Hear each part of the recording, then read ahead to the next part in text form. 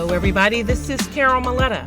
Welcome to the Parenting 411 podcast, where we share information parents need from sources they can trust.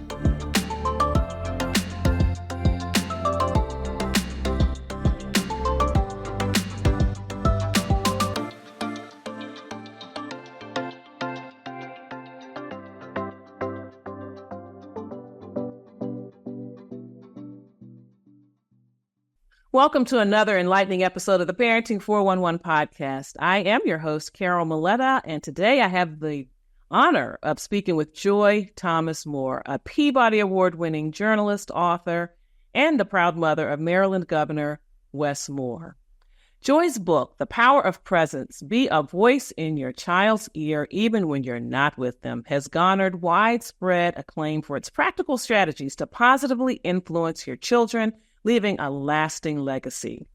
As a single parent, Joy balanced a demanding career with raising 3 kids. She understands the challenges modern parents face in fostering meaningful conversations, connections, amidst the busyness of life. Her 7 pillars of presence provide a powerful blueprint for nurturing strong values, building emotional bonds, and guiding children toward success. In our conversation today, we're going to dive deeper into 2 of her key pillars, connectedness and values. She will share her firsthand experiences and insights on how parents can cultivate an impactful voice that resonates with their children, even when they can't physically be present with them. So get ready to be inspired as we explore Joy's wisdom on parenting with purpose and presence. Welcome to the show, Joy. Thank you so much, Carol. I am really honored to join you today. Wonderful. So let's start off with what inspired you to write The Power of Presence. Well, as you said, I studied journalism in school, but all of my work has been in either radio or in television. And so I really had no intentions of writing a book. But about maybe 12 years ago, my son wrote a book, and the other Wes Moore, which made, immediate, acclaim. And so as he was going around the country, people would ask him, well, so what did your mother do? Or why did your mother do this? Or, whatever. And he just said, that's her story to tell, right? Right. And so I started getting requests, and I was really hesitant at first because I did not want to exceptionalize, our story over the millions of other stories of families, around the country, around the world. With kids. And, but once the editor told me, publishing house said that I could include other mothers, stories of other mothers. And I said, oh, no, okay. So I went around and found some remarkable moms, with kids who are doing just extraordinary things. And so I included them in the book. And that's how we came up with The Power of Presence. You just wanted to keep the spotlight off yourself. However, I know that a lot of people want to know because of what your children have accomplished. And I'm sure on his book tour, Governor Moore probably talked a lot about, well, my mom always said this, or when we were growing up, we used to do that. So it's only natural that they would reach out to you. But I love your approach in bringing in other families or other moms' stories so that perhaps people would see themes running through it, some commonality, and really try to apply it to their lives. Absolutely. I call it as sort of a love letter to single moms in particular, even though it's applicable to all families. But to single moms in particular, because what they have to do as a singular person in that child's life. Now, how they can handle that and still bring in other people, because parenting, as you know, is not, a one person, job. It's not. We need support. And so how do these other mothers get it? Sometimes it's from a neighbor. Sometimes it's from other family members. Sometimes it's from a church. So, it's being able to utilize those support that can be available in helping to parent. Absolutely. And I would even submit that 2-parent households have to recognize that there is a village of people that will touch the lives of their children. Just like you mentioned, neighbors, relatives, coaches. It's just a matter of putting our children in the company of people that we trust and have similar values. That's what we hope for. Absolutely. And then one example, actually it involves Wes, was that when he was in school, when he was when he needed a little bit a more structured environment, I put him in military school. Okay. And there was one teacher that he had, it's for government. Mm-hmm. And Colonel Renane put him up for a American Legion contest. Mm-hmm. You have to talk about the Constitution and that kind of thing. And Wes, of course, was hesitant until he found out, how much money was involved, if you two win. But it was, I spoke with Colonel Renane. We sort of plotted out, strategies and different things. Wes wrote, what he needed to do. And he actually went all the way up to the finals. Oh. So a lot of that a lot of what he has to do now really began with this being able to speak and to deliver and to speak experientially, about different things. Right. So, but it was a partnership with Colonel Renane that produced that kind of result. Mm-hmm. Mm-hmm. That's a wonderful example. Now, in your book, you highlight connectedness as one of the key pillars for positively influencing your children. So talk about what connectedness means to you and why it's so crucial for parents to build connection. Well, one of the things that we always said in the house is that, kids need to know that you care before they care what you know. Mm-hmm. So having that kind of connection, knowing that no matter what trouble they get into, no matter what, they're going to be disciplined, if stuff is not going correctly, but that their parents always have their back and have the, their best interests at heart. Mm-hmm. So being connected to me was, a lot of it had to do with listening more than speaking. Sure. So that you know what they're thinking. Mm-hmm. I think the rides back and forth to practices and concerts and all those kinds of things really could give an insight, as they're talking to friends. So you're listening and then you're able to have some kind of conversation about the things that they are interested in. So that helps create that connection that that really can last a lifetime. Mm-hmm, mm-hmm. And I like that you shared 2 examples, because I know that busy parents often wonder how they can make time to be connected, or they feel like, well, we're connected because, we're in the same house. I cook for them, I clean or whatever, I provide for them. They have a place to stay. They're safe and warm and all of that. We're connected, but do you have some other examples about how parents can just make time? Because, research even shows too that even small amounts of time, but meaningful connections can make a difference. Can you talk about that a little bit? Well, one of the things that I always, as a working parent, I always told my, staff or whatever, receptionists, whoever it was that was answering my phone, I will take a call if my kids call. No one else. Don't interrupt me. And the kids knew, and then it became sort of a partnership because they knew not to call about frivolous things. Right. They knew that I would answer the phone if, in fact, they called me.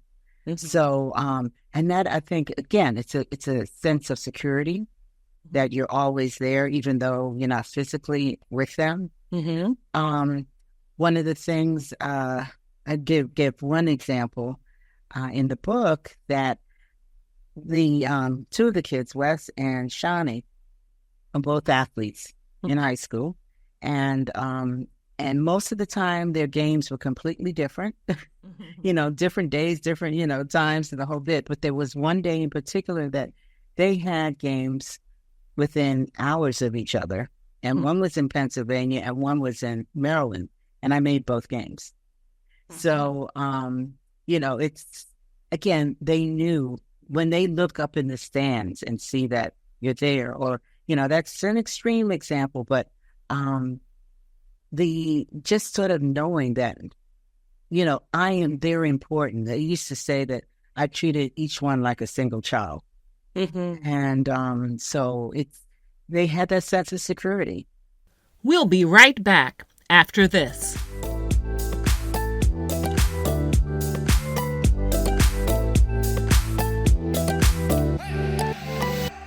If you're looking to reach a massive audience of parents and caregivers, then look no further than ProPix by the Parenting 411, the ultimate marketing program designed to skyrocket your brand to new heights. With ProPix, we've created 3 incredible packages to suit your marketing needs and budget. So let's take a look. First up is our social starter package. You'll receive a stunning graphic promo piece, plus we'll also feature your brand on the Parenting 411 Instagram page. It's the perfect way to make a memorable first impression and get parents buzzing about your business. Now, if you're ready to level up, our Parenting Pro package is where it's at. You'll enjoy all the benefits of the Social Starter package, plus more awesome benefits, including exposure on the Parenting 411 podcast, which reaches parents in more than 22 countries each week. But wait, there's more. For those seeking the pinnacle of marketing power, our Elite Exposure package is the way to go. You'll get even more exposure across our platform, including thousands of followers and connections on LinkedIn. Get ready to dominate the airwaves and establish yourself as the go-to resource for families everywhere. Take advantage of ProPix by the Parenting 411 today and unlock unparalleled marketing opportunities for your business. But I should tell you that prices are set to increase on November 1st, so act now. ProPix by the Parenting 411 is your passport to the hearts and minds of parents. Visit ProPixbyP411.com. Join us today and watch the magic happen.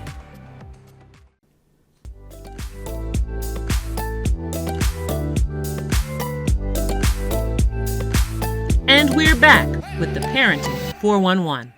That's a really good example. I know when my children were younger, one of them, he was having a little bit of problem just in the class, connecting with the other kids. We're talking preschool, actually. And so I remember I had cut out a little picture of Woody from Toy Story. Yeah. Because, that song, You've Got a Friend in Me. And so it was very small, and I laminated it, and I put it in his pocket.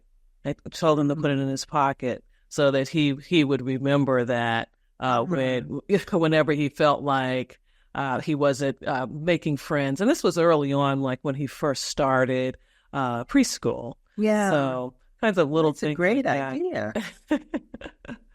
Even though he saw it, he remembered you because you're the one who put it in his pocket. Yes. That's that connection. It's really about knowing your child. As you said, you said you treated your children as a single child, and that's knowing your child. I guess is how you can figure out what will resonate with them and what their currency is. So now, as children become more independent and spend more time away from you, how can you maintain that connectedness?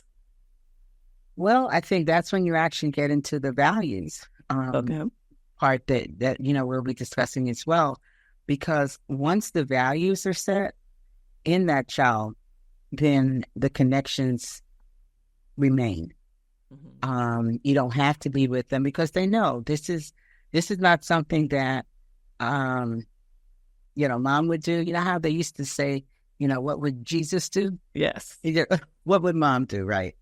And again, sort of, making sure that you know your child, they know you, and and are able to become sort of independent thinkers And that's what I think that's what all parents, the goal of all parents are, create thinking, critical thinkers. That, okay, if I do this, then this is the result that I'll get. And so I think that goes into the older years. Mm-hmm. And again, there can be parents who feel like, well, of course they know. I think they should be honest. Of course they know that. So what are some ways that parents can pass on their values without feeling like they're overbearing or preachy, but making sure those values stick? Well, I think there are two ways. One, kids will not listen to you, but they sure will watch you. Mm-hmm. And so you pass on your values for what you do. Because, they don't listen. And especially once they get to be, like preteen, and then not at all until maybe they're about 25 or 26. But the other thing is that, who you have around your kids. Mm-hmm. I did not, if there were people whose values did not align with mine, I gave them limited access, which may seem a little controlling, but again, kids will do what they see. And so if you're around people whose values you don't like or respect, and the kids see that you're around them, you say, okay, then I guess it's okay.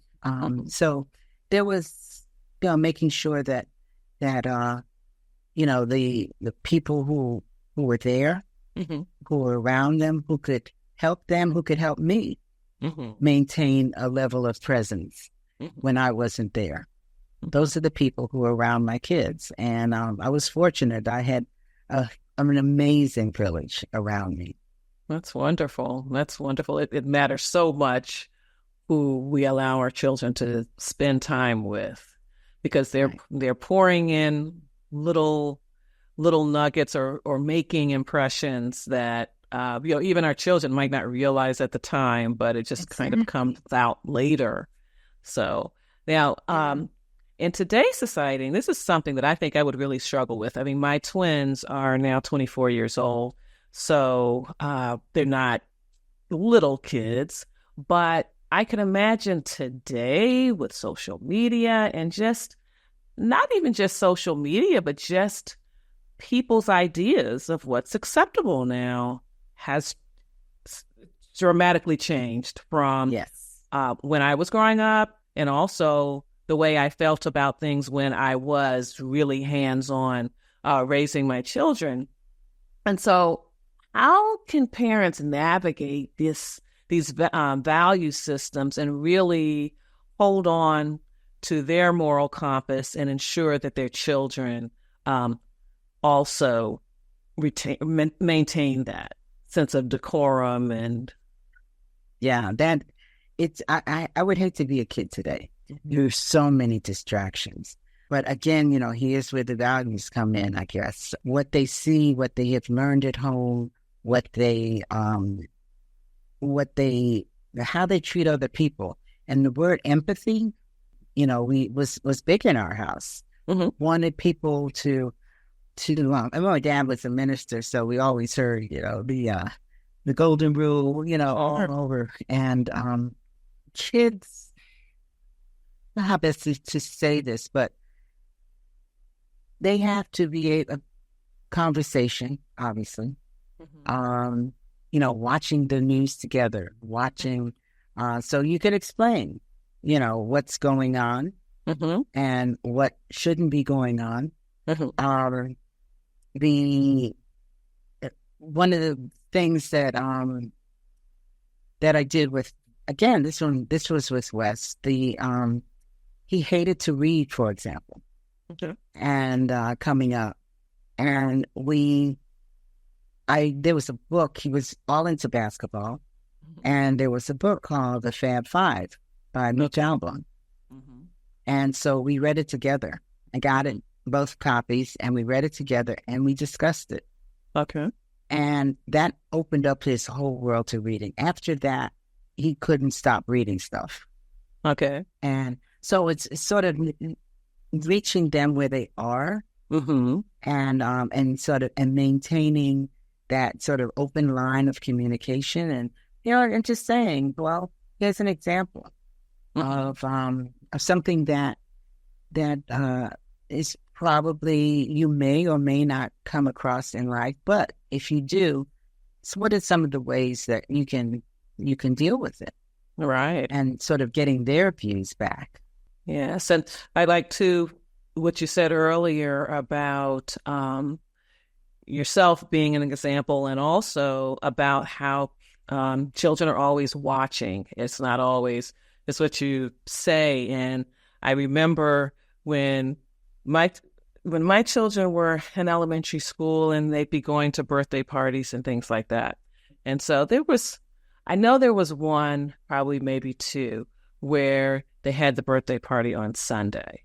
And that really I think one of them caused us to taking him to the party caused us to miss church altogether. And the other one may have had us rush out of church or do something like that. And I finally said, you know what, this is important to us. So your friends can have a birthday party on Sunday if they want to, but we're not doing any more Sunday birthday parties. So I'm sorry. Right. And passing on your values.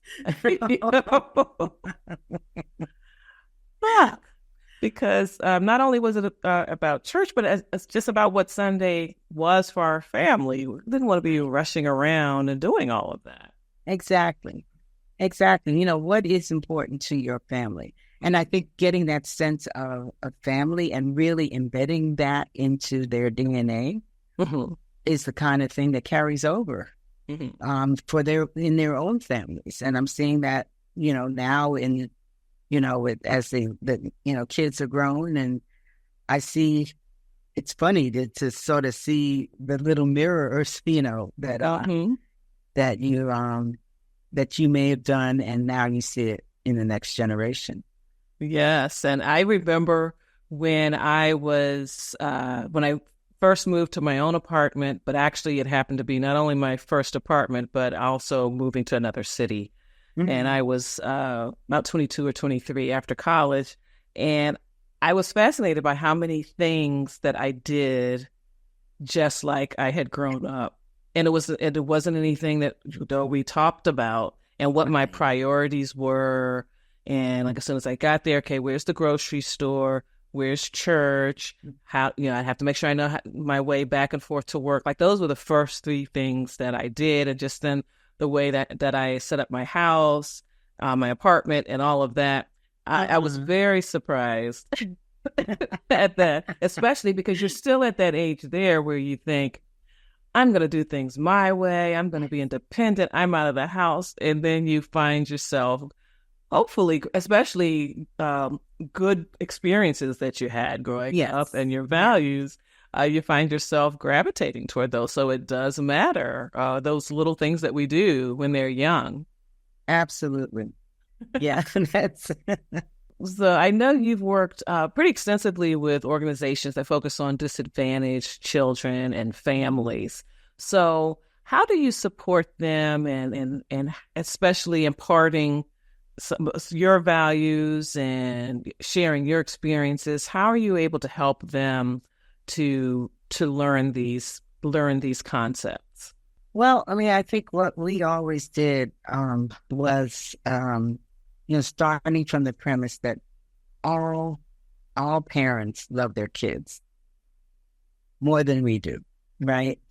And so we, unless there was some, physical issue, drug abuse or whatever, always starting with that premise that, that these kids are loved. So helping them recreate a value of a village for their kids. Assuming again that they love their kids, then there is a Boys and Girls Club. There is, the coach. There is, all of these things that you can use to recreate. If you don't have a family to sort of fill in that void if you don't have neighbors around you. And I think that's what I'm doing some work in Minnesota and, of course, here in Maryland, recreating the family-like supports is key for good government, because if you do that, you will have fewer dropouts, you will have fewer crime, less crimes, you will have more employment, so it behooves all, governments and cities, whether, city or state, to be, help with those kinds of supports. Yes. Well, I sense that Governor Moore is very, very much of that mind as well, with some of the things that he does that I don't live in Maryland, but that I hear about that he focuses on. Now, he, as well as your other children, have had a lot of success. And so do they ever talk about how some of the pillars in your book contributed to their journey and the choices that they made in life? Yeah, each one in their own way. And my daughter, my eldest, well, she likes to be called the firstborn, says that the whole idea of sort of the listening, the listening part for the connectedness, for example. When she graduated from college, she graduated with a sociology degree. But I knew that was not necessarily going to be her path, because she loved to shop, she loved to organize and that kind of thing. So, I had a girlfriend in D.C. who was a personal shopper, and Nikki interned with her for a year. And now Nikki has her own successful event planning business, and she is as happy as can be, right? Right. With Shawnee, the youngest, she is she went on, to get a law degree and work pretty prestigious law firms, but she decided that her passion was writing, and so she left, a company, and became a screenwriter. So she writes for television now. And of course, Wes's story. Sure. So, but I think that, well, even in his case, everything that all of them have done, realizing that if you do one thing, let it be the next step to the next, your next sort of level that you're going to be. So by the time you get to where you want to be, you're really prepared. And I think that's sort of taking all the pillars into consideration. And that's what they've done. We'll be right back after this.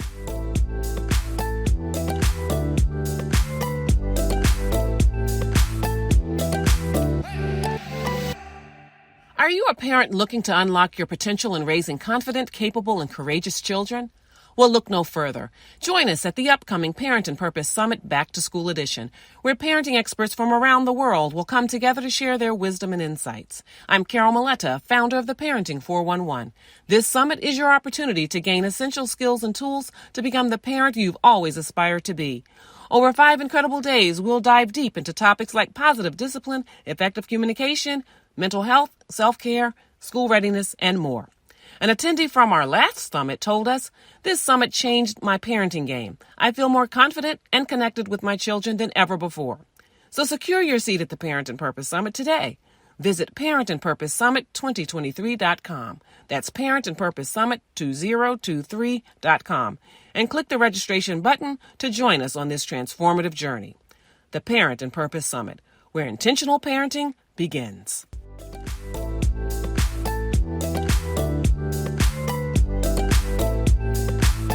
And we're back with the Parenting 411.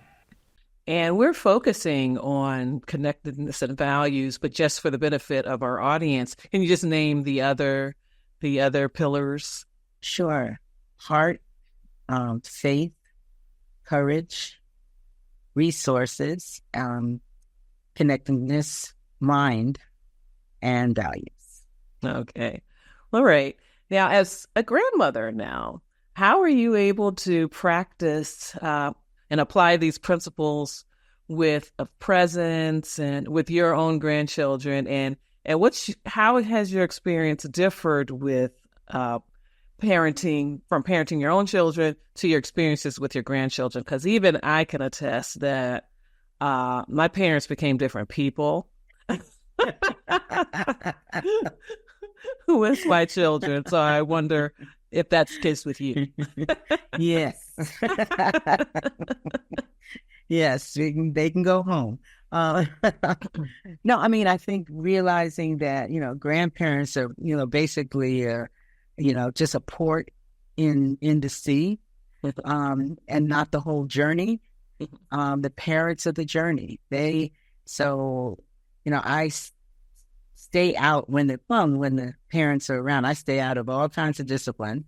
I don't do that. But they know that they can come to me if there's something that they want to talk about, or I think they're smart enough to know that I'll pass it on if there's something they can't say to their parents. But I could say so. Yeah, just being there again. It's a presence in a different kind of way. With both of my grandkids are with Wes and his wife Dawn, and when I watch the girls being aunties, I see so much of their sort of the mindfulness that they provide to the kids, and the heart, the faith. And when I say faith, it's not necessarily a religion, but the spirituality, the values that faith, being a spiritual person, provides. So I see all of the values and all of the pillars, in one way or another, in all three of them, and now with the grandkids. So if you could think of one key takeaway that you would want parents to have after reading The Power of Presence, what would you say?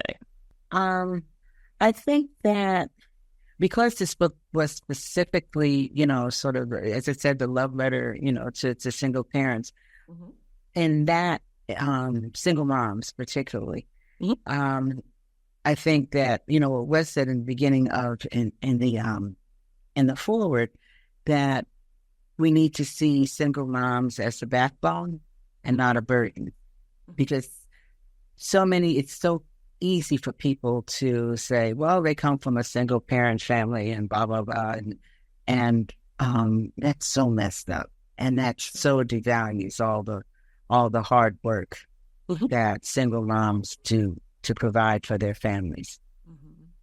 So for a single mom, for the one lesson or the one thing I take away is that, you are valued, you are loved, you are needed. Let's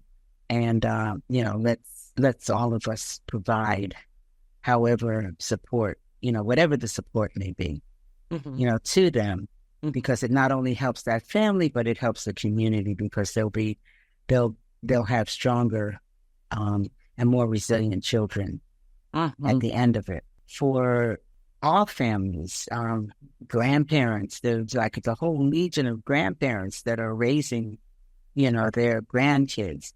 For two-parent families, I think the one thing is that I'd like, that I would hope that the book, passes on, is that being present can come in a variety of ways.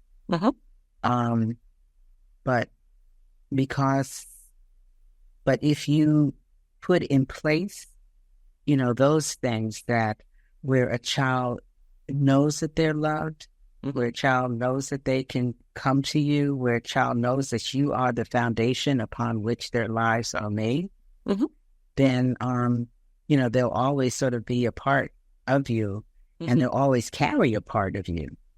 Right. Wherever they go and however old they get. Now, my mom just passed a couple of years ago when she was like 95.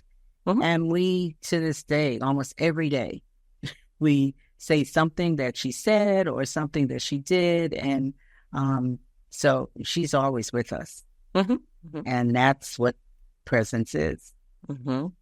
I like that. And how can we learn more about what you do as well as your book? Well, I do have, the book is on Amazon, but I do have a website, which I have not been diligent about keeping up, but it's power-of-presence.com. Okay.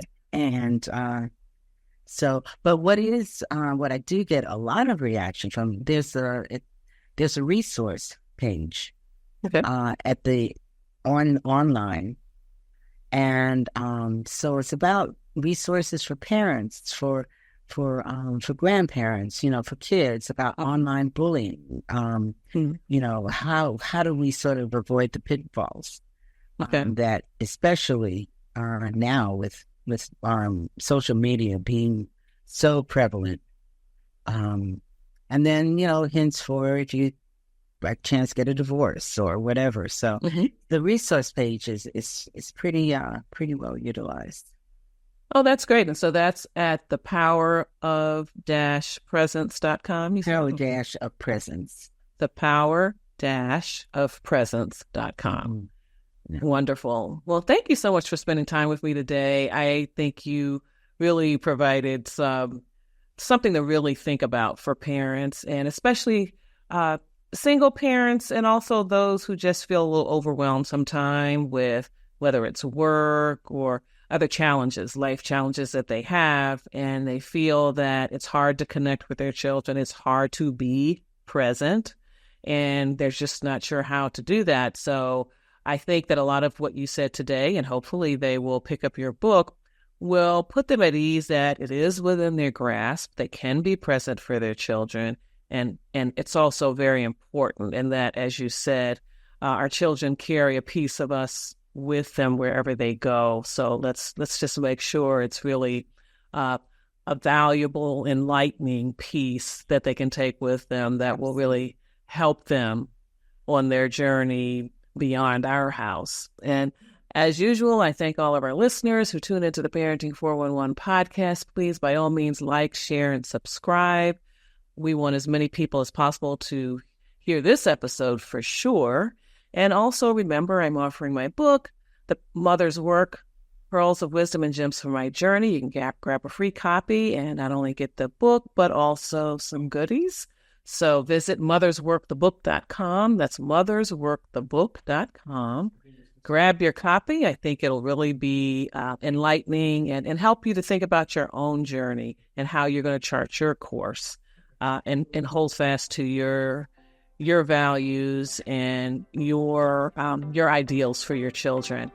And as always, I want to remind you that it's never too late to be the parent you want to be. Thanks a lot for listening, and I can't wait to talk to you again soon.